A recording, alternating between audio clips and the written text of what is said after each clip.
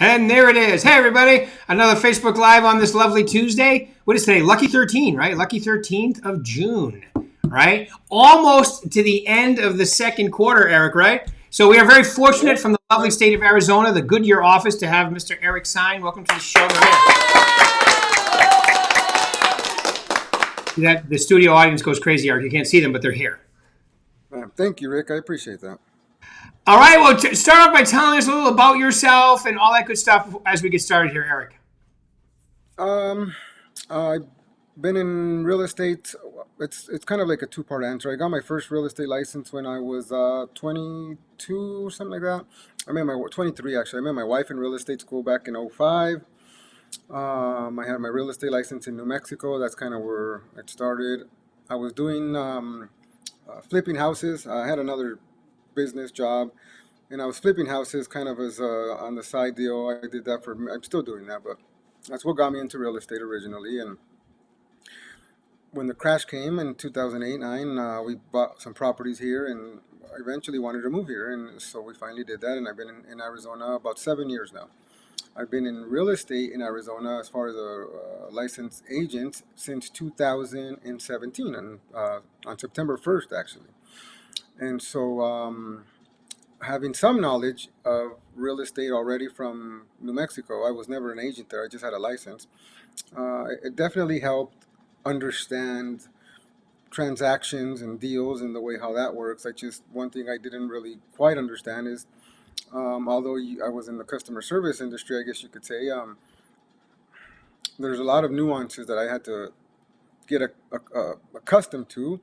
And then also the way Arizona does business. It's a whole different market completely than New Mexico. It's just Yeah. a whole nother world almost. Yeah. And here I But am almost 6 years later. your last job, most of your customers didn't like you. No, no, and so I'll tell you that probably prepared me for real estate in more ways than one. It The prepared me rejection how factor. rejection factor number one, door knocking, which is probably the reason I'm still in real estate because it kept me going, and understanding that the nicer you treat people and the better you carry yourself and give them the respect, the better they're going to receive that. Man, to tell people, I used to do repos. I owned a repo company that's still there to this day. I sold it. I'll tell you, your approach, I think that probably in life, um, the way you approach things is what made me successful as a repo guy and as a real estate agent. You show up disrespectful or hey, give me your keys, get your crap or whatever out of the vehicle. You're just not going to get very many friends and fans that way, and you're going to create problems for yourself. And Right. the nicer you are and respectful for people, especially when you're at their home, right? When you're door knocking, you Right. just got to be as nice as possible and as respectful as possible. So, taught me a lot of life lessons for sure. Right. Yeah. And then so the rejection factor is the same. I mean, you're still going to people's houses, but now you're bringing different things and talking about different things, right? Tell them about your first experience door knocking, how you pulled Well, up, almost turned around and went back home. I was so I was used to door knocking, asking people, "Hey, you want to get your stuff out?" I don't know how well and anybody knows Albuquerque. It's a rough. It's rough. It's a rough crowd for sure. So you never know when you door knock somebody what's on the other side, right? Especially in a hostile environment, being hey, your car's about to get taken. You got kids. You got to go to work. You got to go take them to school. Whatever, life happens.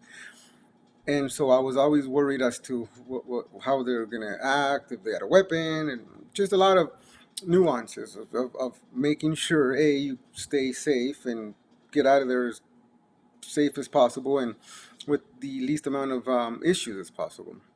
You fast forward years later, I go to my first door knock. I was prepping myself at the office on my way over there. Short of listening to the Rocky song, right, and giving me myself as pumping myself up as much as I could, I get there.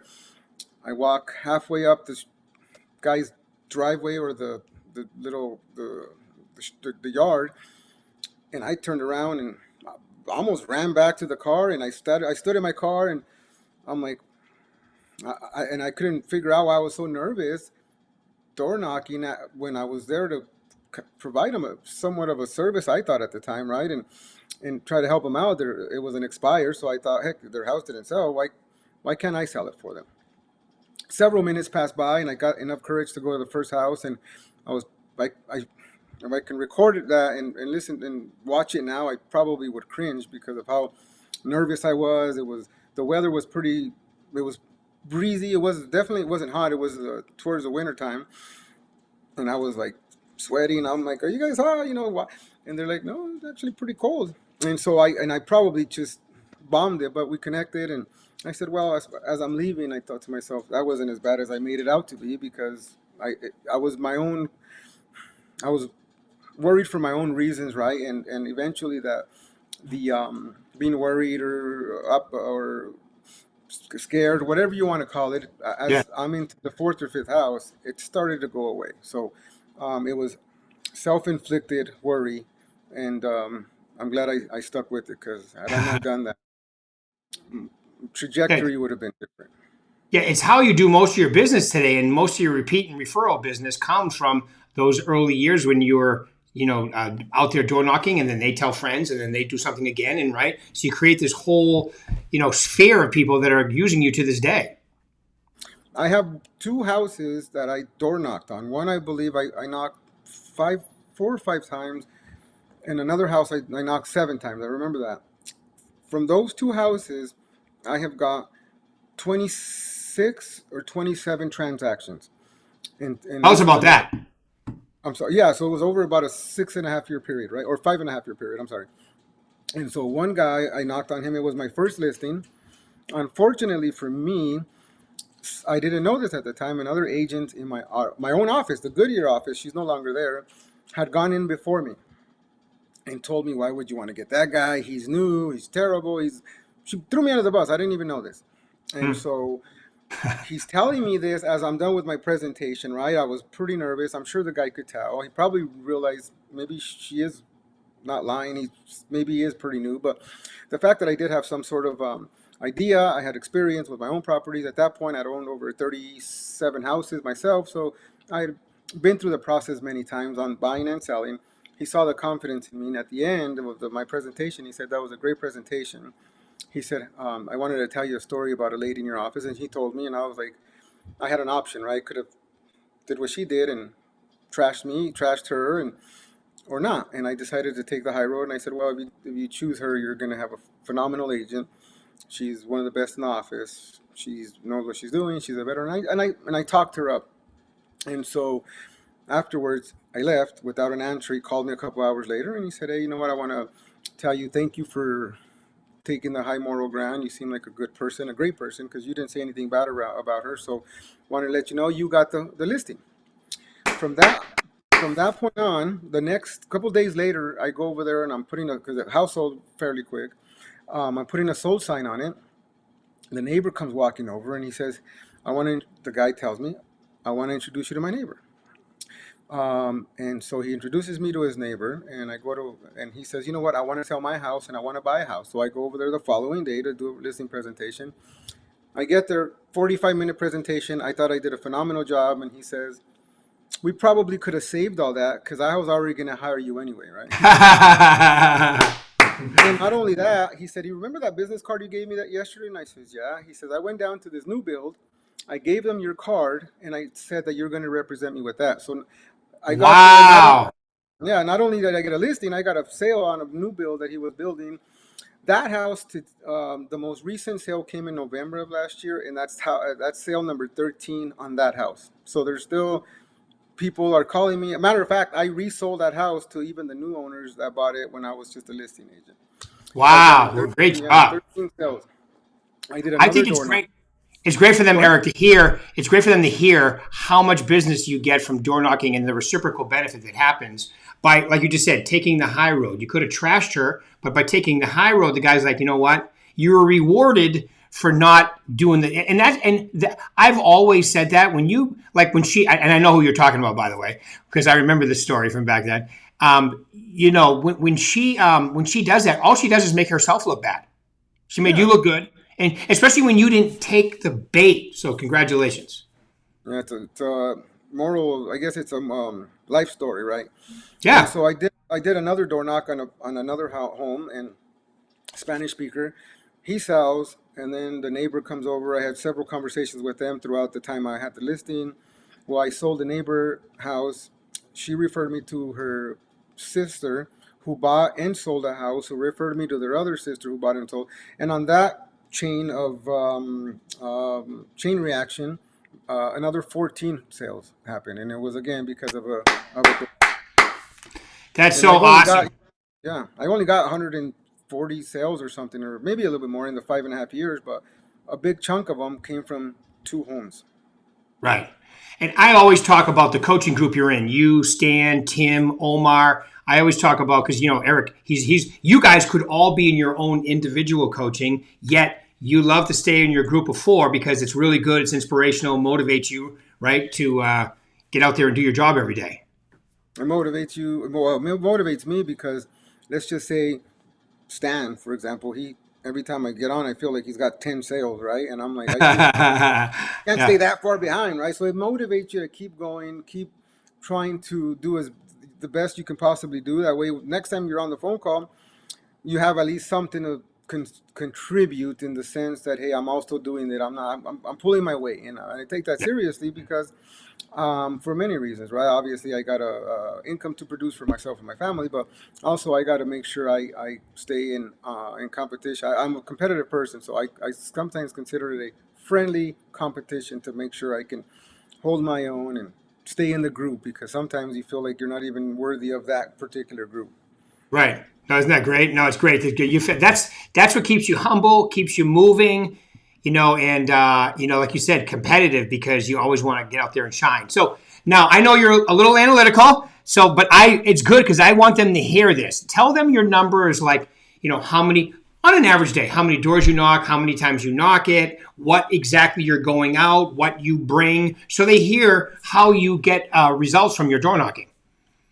So that's evolved over the last several years. I've been doing it basically since month four or so because the first 3 months I tried stuff that just really didn't work.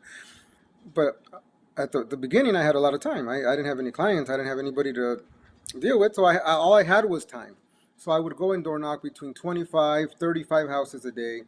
Over time, at the beginning, they were all brand new homes to me. I had never been there before. So at the very beginning, I would take what is now called Percy, formerly buy side, right? Right. And they have I believe it's a good rapport to find common ground because you get to it has several items on there. Like the first page is your big business card, basically has a picture, your information. I have a particular one that's branded to me that I got from Maria that helped me.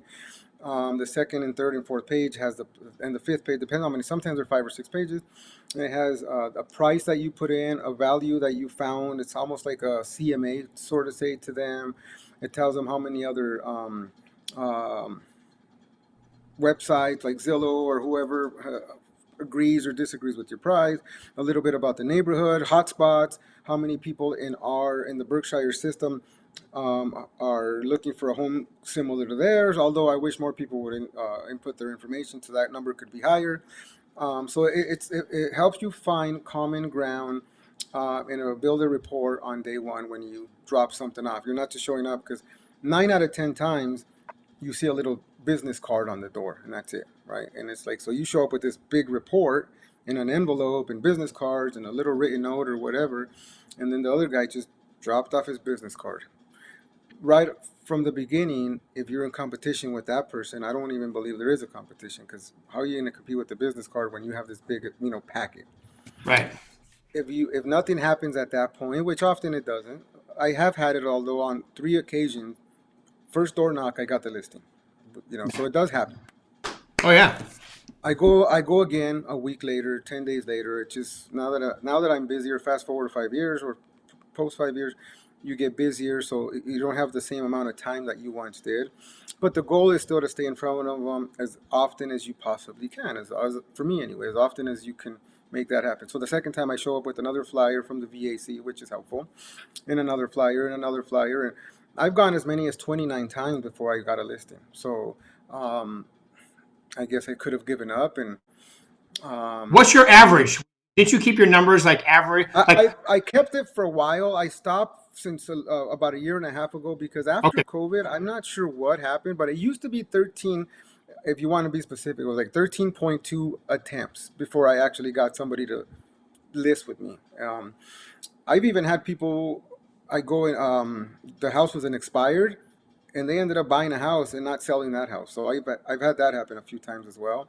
But 13 times post COVID, it's different now for some reason. One thing I have noticed, you get less people to answer the door, but more people call you after the fact. So if you leave, I leave a note, obviously my contact information every time. They won't answer the door as much as they once did, Right. but they'll call you more than they used to. So before they Oh, answer, so the attempts or the amount of time you communicate with somebody is actually a little bit more now than it used to be, because more you get more phone calls and answers than you used to get answers and phone calls to begin with. But the answering now, for some reason, and it's weird because there's more people home now. So hmm, it's uh, since COVID, it seems like more people are either working from home or just not right. employed, whatever. So, but you get a lot more people to call you back. Um, so all in all, it's probably a better as far as communicating with people. So I haven't started tracking that anymore. But yeah, so my point is, I go between, when I do go, if I don't touch at least 20 houses, I would rather wait till the next day until I have enough to touch at least 20 houses. My goal is still to go to 125 houses a week. Right. Good. To visit them, and they're and just so everybody understands, they're all expireds or old expireds Or canceled. or canceled. Right. Yeah, yeah. And then for a while it was tough because nothing was expiring. You'd have, like, today, if I look, there's 100, right, for example. But at one point a year ago or a year and a half ago, there would be like two Right. or three, or a few times there was none. Right. And so there was very little. So for a while there, it was going back and working the older items that you had. One thing that actually did help, though, is if I started door knocking those people, let's just say pre-COVID, 2020 at the beginning, or I went either later in that year or even in 2021. One thing I could do is retake a whole nother packet of information with, because their home just kept going up and up in value, right? Right. So something I took in 2020, their home was worth 350. By the end of 2021 or 20 halfway through 2021, they could have well gotten over $100,000 in equity. And so it definitely enticed people to say, well, especially if they weren't going to buy a house that they didn't really have to oversell and overpay anyway. But the people who had rentals or a second home or a vacation home, those people really benefit from the amount of equity that they were able to build up over the years. So those are the targeted audiences, because a lot of people just for whatever reason they didn't want to sell high and have to go pay high, and so a lot of them were staying put at the current interest rate they were at. Right. Right. So just so they understand, so you probably have, so everybody you visit, if they're either expired or canceled, you have a couple years worth of people in your database. And unless they relist with someone else or whatever, you keep going until they respond to you by bringing them stuff out of the VAC, brochures out of the VAC, just so they understand your system is very Yeah, simple, direct, and to the point. very simple, direct. Yeah, I try not to overcomplicate it, not only for them but for myself, as eventually it becomes harder to keep track of it. Yeah. The system And I the use goal, for me works good. yeah. And the goal is 25 a day. So that ends up being 125 a week. And you're pretty consistent with that. You're very consistent with that. When you get too busy, sometimes you miss a day here and there, but pretty much you get it done. And then that's able you to be at the production level that you currently are at. That's exactly right, Rick. So let's just say I can only go to 10. Well, tomorrow I got 40 instead of 25. And if I Right. get to 30, I'll eventually do my absolute best to hit that goal. And I'm pretty disciplined as much as I can. I don't really go to, like, the luncheons or the happy hours or all this stuff. And I'm not saying there's anything wrong with that. Me personally, I like to be as efficient as I can. So I try my hardest to make those numbers as best I can. Right. And so I stay disciplined. Yeah. And then your answer rate is somewhere around 32, 33%. Someone's It, home. you know, it's Yeah. still that way. It's weird. Now it was 30%, 32% when pre-COVID, when people were just answering the door. That number is about 35% now, with people calling you. Right. It's about So either they 20. answer or they call you back at about a rate of, so it's about, so you knock on 10 doors, you're going to talk to three and a half people. That's really good. Yeah, three and a half people. So it's about 22, 21% that who answer now, at least for me, and another 14, 15% who are actually calling you back now. So it's That's shifted. That calling you back was like 4 or 5%. It was almost non-existent. Now it's a lot higher. People are communicating more on the phone. I'll tell you one thing I have not that this impacts anything a whole lot. Maybe it does, maybe it doesn't. When I first started door knocking in 2017, obviously it wasn't a big deal now, but it seems like 75% of homes now have either cameras or the Ring camera. right. So before that, I don't know if that's why they're answering less or whatever. That wasn't a factor before. Very hardly anybody had it. Now almost everyone has it. So Everybody has a um, camera. Yeah. or the And Ring I camera. know So my I don't wife know. has one at our house. You come to my house, she knows who's been there. Yeah, no, a lot of them you can talk through it and communicate with it, and I Yeah. don't know if that has anything to do with people not answering as much, and because you still had a peephole, right? If you were home, you still knew you just had to get off from whatever you were doing. But I just thought, I guess, a little tidbit of information. Yeah. Yeah. One agent asked me one time, what's that neighborhood thing where they could actually put your picture up on the neighborhood watch thing? What's that called? Next door. Next Next door. door app, yeah. Yeah, she said to me, "What if you get written up on Nextdoor?" I go, "That would be the best thing ever, right? Because then you'd be like instant notoriety. I'm out here working, and if the doorbell talks to you, talk back to the doorbell. Hi, it's Rick with Berkshire Hathaway, right? So, I know you do all Yeah, that too. So, I do my best to try to find some sort of humor. I see if I can get somebody to laugh or even smile, I feel like I almost got them at that point. At yeah, least it's easier. The door opens for more conversations either that day, later on. It makes it a little easier. right, right. Makes it And just so they understand, what is your goal for this year in transaction numbers?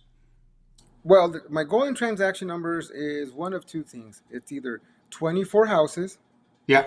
or 7 million in production. Okay. Just so they understand, So just so they understand your level. So you're yeah, closing two deals, and you have some deals where you close three times a month. And I know because I listen to you on the group calls. You have, it's not perfectly even. You're a little streaky. Everybody is in real estate. Some months you'll have three, some months you'll have one, but you're trying to average two every month. yeah. And so I thought 5 years ago I told myself get consistent. Do Right. 2 deals a month, and you don't have to worry about it. Right? That's it. You got to figure it out. I told myself you do 2 deals a month and you're good. You don't have to worry about it. Unfortunately, like you said, I don't know how everyone else does it. I'm spotty. I've done 5 deals in 1 month, no deals, 3 deals, 1 deal, no deals, and at the end, it still works. It still evens out. But yeah, I would like to have a little bit more consistency in that aspect. But and I'm working towards getting that. But as long as I get my 7 million or 24 deals, I'll be more than happy. There's a lot of people, and your average sale price is what, about 400,000? Actually, no, it's a little higher now. It's 473. Nice. Yeah. And So, I'd like to say that I contributed to that because my first year was 226, right, and not much has changed other than the market, other right. than the environment. I'm still doing the same cities, same areas, same type of people, same neighborhoods. Just homes are worth 200,000 more now than they were, 5 or Yeah. 6 years ago. Isn't that great? You almost double your income doing the same thing. That's good. I love that. Yeah, As long as, that's definitely helpful. well, you have to have that happen to keep up with inflation, right? Yes, yes, absolutely. Not a political statement, just a joke. All right, Well, Eric, any final words you want to leave these lovely people today? well, consistency pays, right? If you go one time, whether you're calling, you're visiting, whatever you're doing, you go one time or 2 times, and you just give up. Oh, they're just never going to sell. They're not going to relist. It's like cheating on a test. You're only hurting yourself. You gotta.